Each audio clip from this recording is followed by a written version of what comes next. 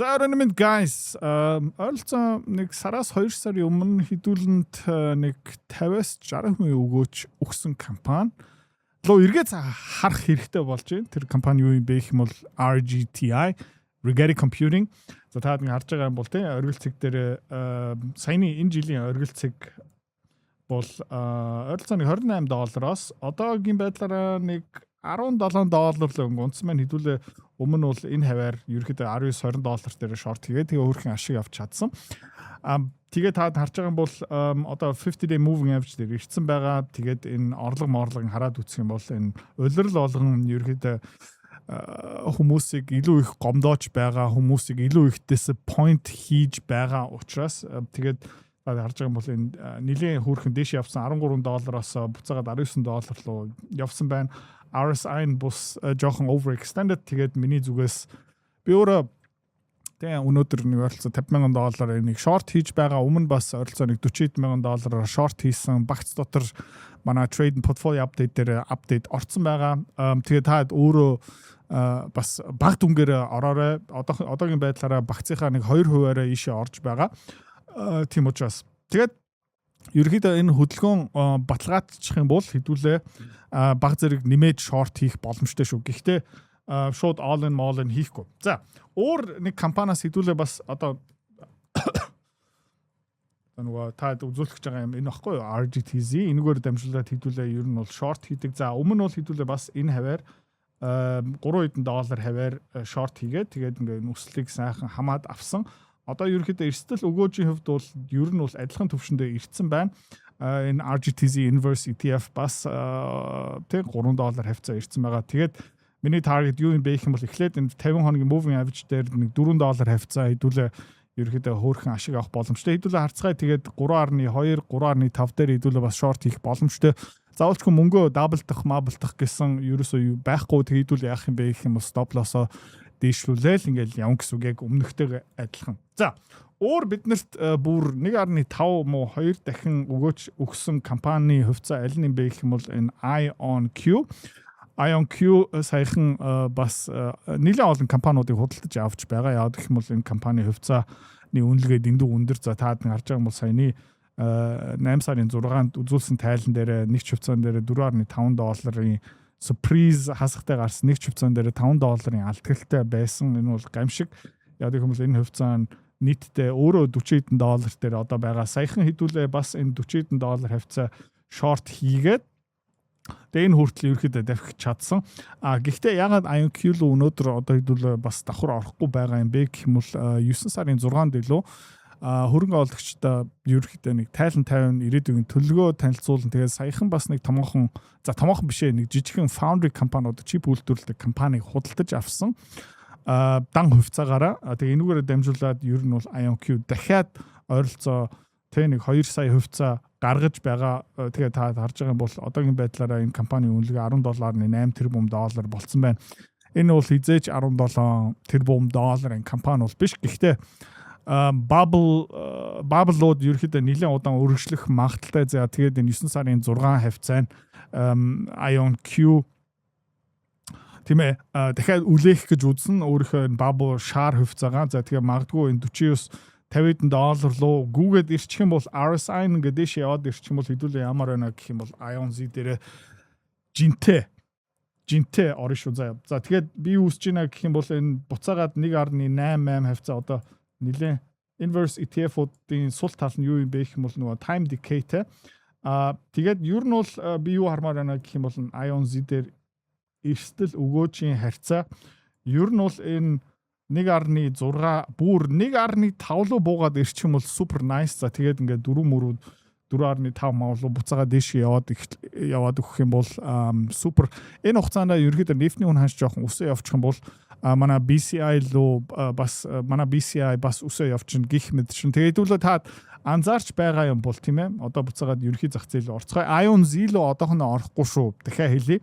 Яагаад гэх юм бол 9 сарын ихээр шаараа дахиад үлээх гэж үзнэ. За өмнө хэлжсэн ер нь бол S&P 500 дээр нэг flag харагдаж байгаа. За Тэгээд саяхан ерөөхдөө gap down-ыг уналт ирсэн pre-market дээр 767 дээр байна. Хүмүүс жоохон сандран байдалтай байгаа. Яг гэх юм бол энэ Иран, Америкийн асуудал өнөөдөр хүртэл шийдвэрлэгдээгүй. Тэгээд дахиад нефтний дэд бүц гэх мэт чинь дэлб авсан. Энийг одоо дараагийн контент дээр Равданбит хоёрын шоу дээр ерөөхдөө дэлгэрэнгүй ярина. Иран улсын гадаад их хурлын дарга Галибаф Иракт одоо газардсан амьд тэгээ Иранчууд ерөөхдөө айгу баавартай явж байгаа. Окей. За тэгээд ер нь бол хэдүүлээ юу ийсэн бэ гэх юм бол саяхан технологийн хөвцөөнүүд дээр бүгдэн дээр айгу хөөрхөн ашиг авсан, Micron дээр ашиг авсан, Oracle дээр ашиг авсан, Meta дээр ашиг авсан. Тэгээ хэдүүлээ энийг яг адилхан дахиад хийж байгаа. Энэ орилцыг хаваар ерөөхдөө хэдүүлээ нэлээд хөөрхөн хөвцөөнүүдө зарч чадсан. Тэ та харж байгаа юм бол энэ QQQ дээр бас яг адилхан магадгүй одоо дахиад нэг жоохон retraction ирэх магадaltaй энэ 50 хоногийн moving average доогуур ирчээд тэгээ энд нэг gap байгаа. Энэ gap-ыг ерөөхдөө дүүргэж магадaltaй. Гэхдээ хэдүүлээ харцгаая. Тэгээ хэдүүлээ юу хийж байгаа юм бэ гэх юм бол өнөөдөр бас дахиад өсөлттэй хувьцаанууд дээр ашиг авч байгаа. Уналттай хувьцаануудыг нэмж авч байгаа шүү. За IWM and $300 psychological number дээр ерөөхдөө явж байгаа.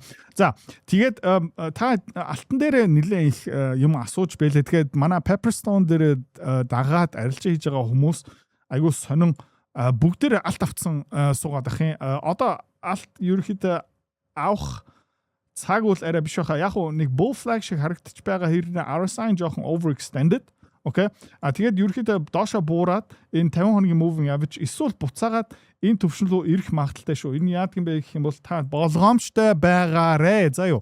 Айгүй олон хүмүүс алтмалтаар ингээд алт буцаагаад үссэн bullish гэл ингээд явцдаг. Та зүгээр хэлмээр байна. Ерөөхдөө ингээд descending triangle байна. Ерөөхдөө downtrend гэсэн үг. Ерөөхдөө доошо буурах магадлал бол 60% шүү. Окей. Зүгээр техник зүгээс, статистик зүгээс шүү. Заяа.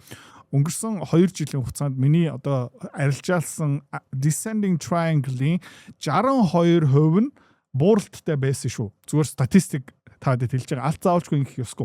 Тэгээд хаяа энэ descending буюу ascending triangle одоо энийг бас ингээ өсөлттэй юу байгаа хгүй ийм triangle бас байгаа. Жишээлбэл одоо this miss янз бүрийн үйлдвэр ашигладаг төмөр дээр ийм triangle-ууд харагдаж байгаа. Эдгээр яадаг юм бэ гэх юм бол дараагийн хөдөлгөөн гарахаас өмнө fake out хийждэг шүү. Окей.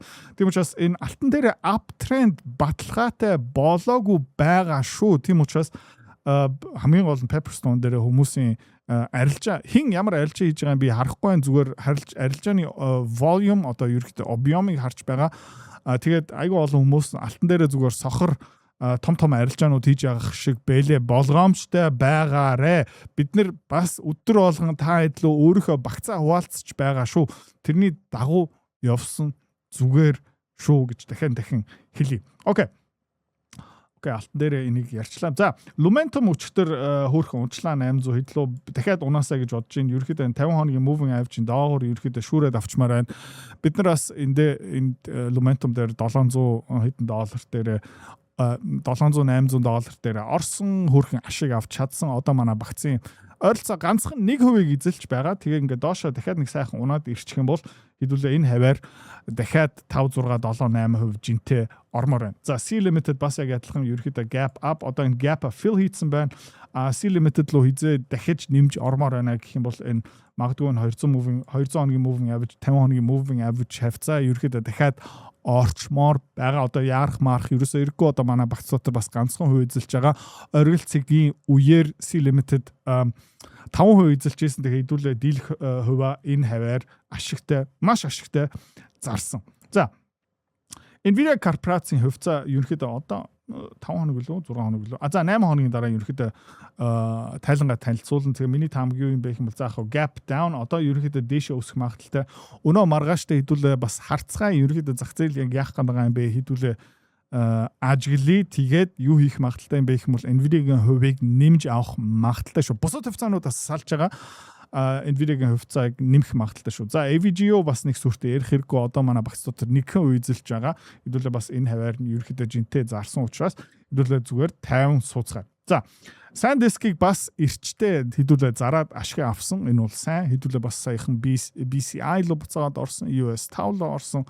Тэгээ энэ технологийн салбараасаа жоохон зайгаа барьж байгаа яадаг гэх юм бол те энэ Иран, Хормузын маргаан гих мэдчлэн. За тэгээд SanDisk дээр гайхалтай гоё компани. Тэгээ хүмүүс ерөөхдөө одоо яаж ийнэ гэх юм бол жоохон ашиг авч явах шиг байна. Тэгээ энэ 50 хоногийн moving average-ийн доогуур унтсан байна. Тэгээд магадгүй дахиад нэг унах магадaltaй хэдүүлээ харцгаа.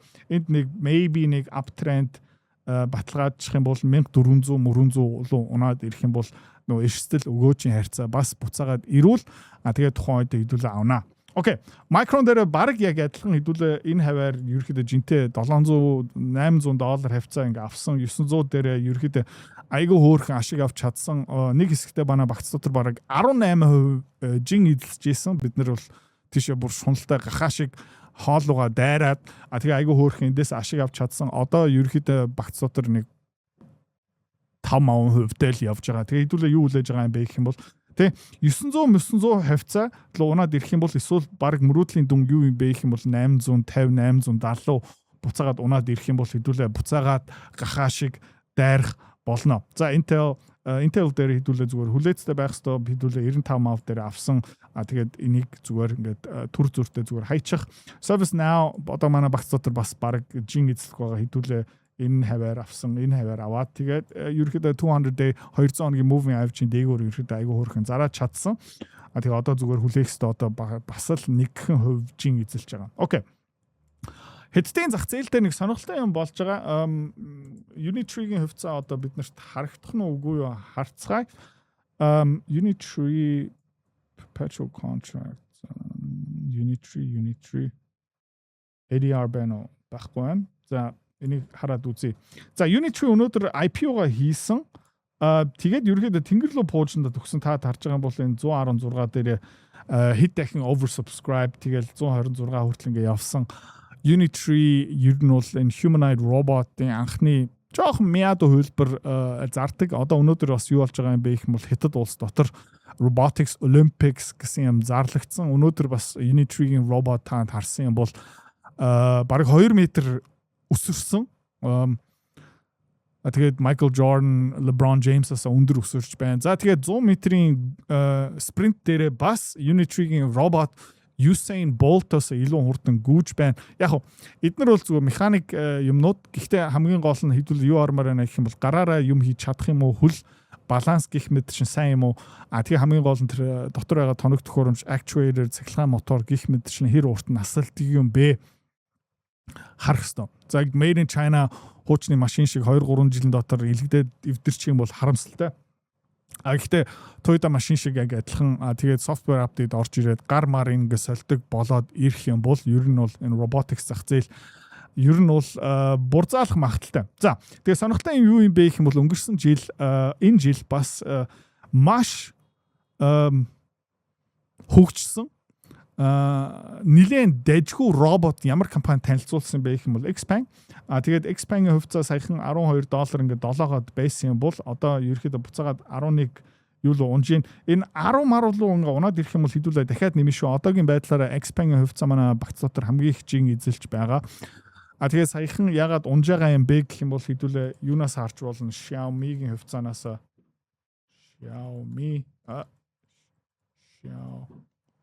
Xiaomi-гийн хувьцаанаас хэдүүлээ харцгаая. Hong-Kong дээр за 18. Тийм. Яг жоохон gap up хийсэн юм байна. Гэхдээ ерөөхдөө тайлан дээр жоохон юу гараад ирсэн. Саяхан ерөөхдөө ингээд танилцуулсан хэрнээ автомашины загваруудын борлуулалт ерөөхдөө өмнөх шиг эрчтэй явж чадаагүй. Гэхдээ ерөөхдөө surprise up гэхдээ автомашины зах зээл дээр муу мэдээ гаргасан болохоор энэ ерөөхдөө ингээд нэг дэшээ пуужиндаагүй энүүгээр дамжуулаад бас юу болсон бэ гэх юм бол Xpeng-ийн хувьцаа жоохон цохилт авсан. Гэхдээ удахгүй тайлангаа танилцуулах тэгээд хэдүүлээ харцгаая. Нэг сүртэй нэммээргүй байна хэдүүлээ нэлээд хөөрхөн нэмсэн байгаа. Окей. За, Meta дээр айгуу гоё арилжаа хийдэг хүний ерөөхдөө мөрөөдлийн хувьцаа болж ийн яагаад гэх юм бол энэ trading ranger ингээл яваалаа хэдүүлээ энэ хаваар аваад энэ хаваар зарсан энэ хаваар аваад энэ хаваар зарсан хэдүүлээ энэ хаваар одоо ингээ авж ийн өнөөдөр бас ингээ багцлууга нэмж байгаа бас би бас хувьдаа $30,000 сая метагийн хувьцаа бас нэмээд авсан.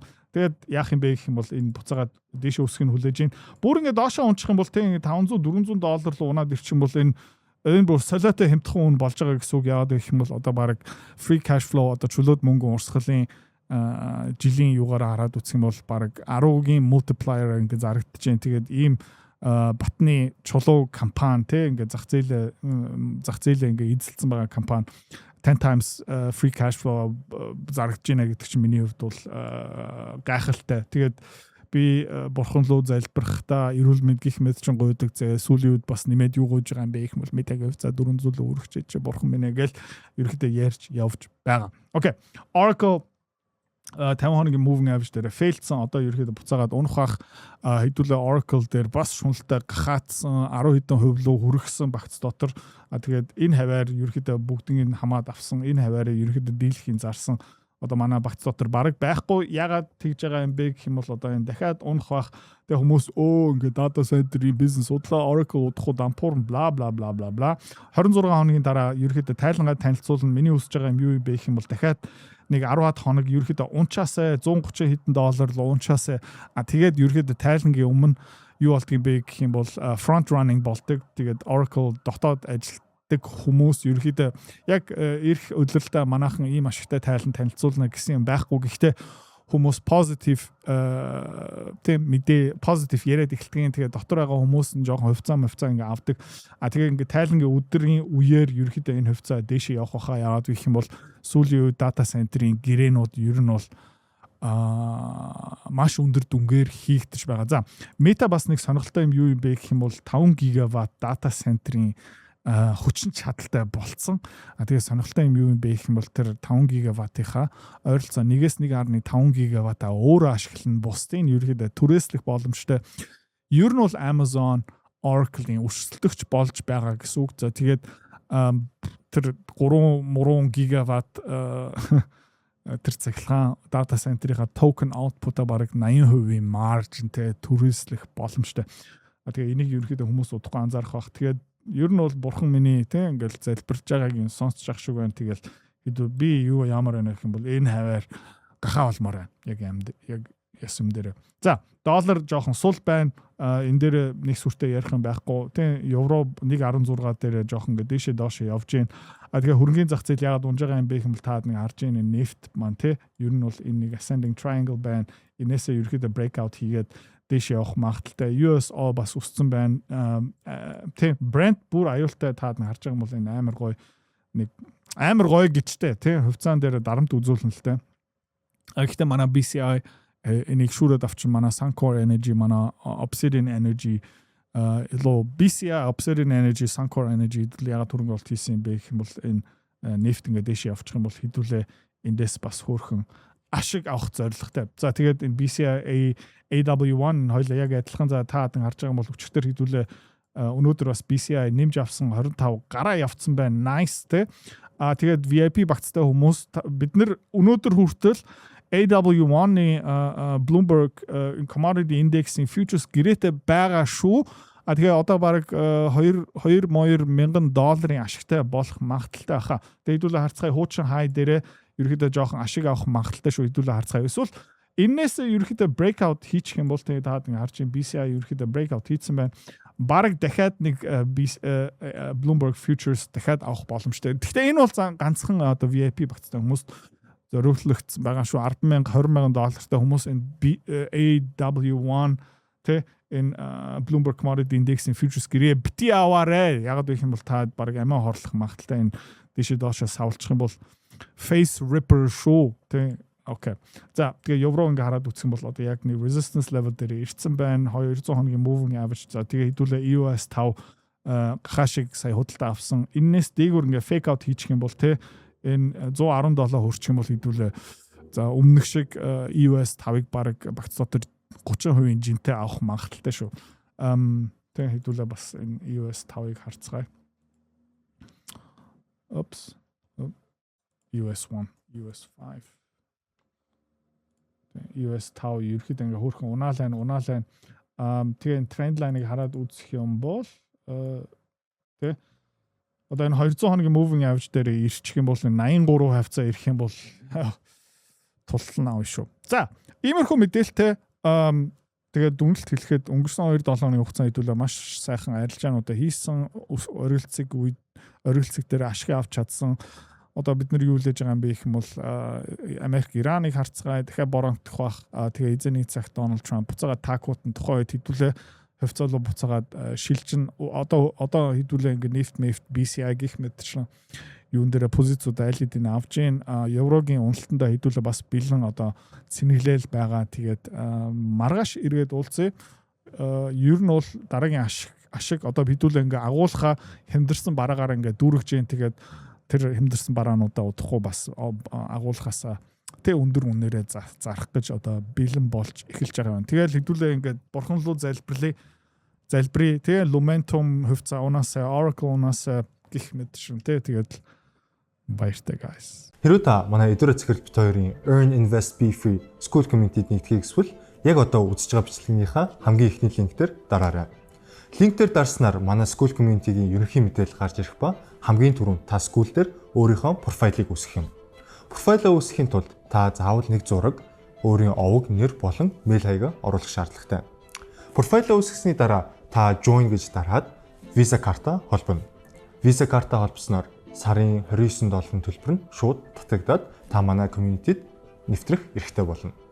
Манай community-д орж ирснээр юу байгаа юм бэ гэвэл одоо аль хэдийн 10 компанийн үнэлгээ, түүний Excel файл, давтамжтай ордог зах зээлийн шинжилгээ, судалгаа болон анхан шатны бүх суурь мэдээллүүд орсон байгаа. Мөн та надтай холбогдоод бүх зүйлээ асуух боломжтой.